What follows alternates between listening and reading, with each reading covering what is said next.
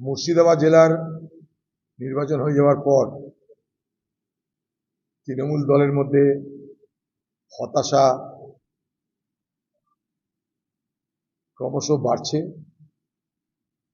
এবং পরাজয়ের স্পষ্ট ইঙ্গিত তারা দেখতে পাচ্ছে। ফলে এখন থেকেই তারা প্রতিহিংসার রাজনীতি শুরু করেছে মুর্শিদাবাদের বিভিন্ন এলাকায়। আমাদের সালার বাদ যায়নি। সালারে গত লোকসভা নির্বাচনের দিন কিছু বুথ তারা লুট করতে চেয়েছিল। আমরা তাদের সেই বুথ লুট করবার প্রচেষ্টাকে বানচাল করে দিয়েছি, কিন্তু তার মধ্যেও তারা কিছু মিথ্যা ভোট, প্রক্সি ভোট অর্থাৎ বেনামে ভোট তারা দিয়েছে। তার জন্য আমরা নির্বাচন কমিশনের কাছে নতুন করে ভোটের আবেদনও করেছি। সেটা এখনো বিচারাধীন, দেখা যাক কি হয়। তার মধ্যেই তৃণমূল দলের পক্ষ থেকে যে সমস্ত মানুষেরা সেদিন কংগ্রেসকে সমর্থন করেছিল বলে তাদের সন্দেহ, আশঙ্কা, তাদের উপরে আক্রমণ তারা শুরু করেছে। তার মধ্যে আজকেই উজুনিয়াতে সেখানটায় তৃণমূল দলের পক্ষ থেকে হামলা হয়েছে, আমাদের কাছে খবর এসছে। আমরা একটু পরেই প্রশাসনকে বলবো, কারণ এখনো সমস্ত কিছুই নির্বাচন কমিশনের অধীন। তাই নির্বাচন কমিশনকে এই ব্যাপারে তৎপর হতে হবে। একটু পরেই আমরা ফর্মালি অর্থাৎ লিখিতভাবে সব অভিযোগগুলো জানাবো।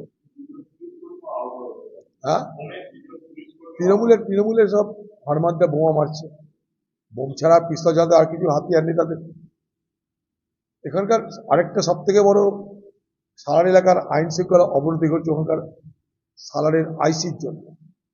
সালারের যে ওসি এত বেশি তৃণমূলের দালালি করেছে যে গোটা সালার এলাকার বাতাবরণটাকে বিষাক্ত করে দিয়েছে। তাই সালারের ওসি যতক্ষণ থাকবে বোমাবাজি বন্ধ হবে না, বরং বাড়বে।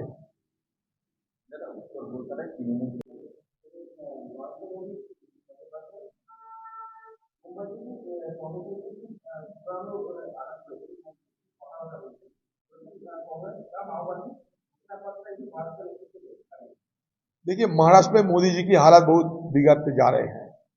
महाराष्ट्र में जो सोच रहे सत्तारूढ़ पार्टी बीजेपी के थे पहले, वो आज उनको ये मालूम हो गए कि महाराष्ट्र उनके हाथ से निकलते जा रहे हैं। महाराष्ट्र में दोबारा बीजेपी पार्टी सत्ता पे नहीं आएगी, तो इसलिए बौखलाए हुए नरेंद्र मोदी जी सारे मतलब उनकी गुस्सा वो बरसते हैं हमारे पार्टी के खिलाफ। बीजेपी के महाराष्ट्र की जो बड़े बड़े नेतागण हैं, वो नेतागण ये कह रहे हैं कि इस बार महाराष्ट्र में बीजेपी के लिए बड़ा मुश्किल हालात पैदा हो रहे हैं। मैं दोबारा यह कहना चाहते हैं कि मोदी जी की नारा थे इस बार 400 पार, हमारा यह नारा है इस बार मोदी की हार। हम दोबारा यह कहना चाहते हैं कि हिंदुस्तान में राहुल गांधी जी की अगुवाई में नफरत की बाजार में मोहब्बत की दुकान खोल चुके हैं और धड़ल्ले से सामान भी बिक रहे हैं मोहब्बत की दुकान से। तो मोदी जी जितने भी कोशिश अब करना है कर लो।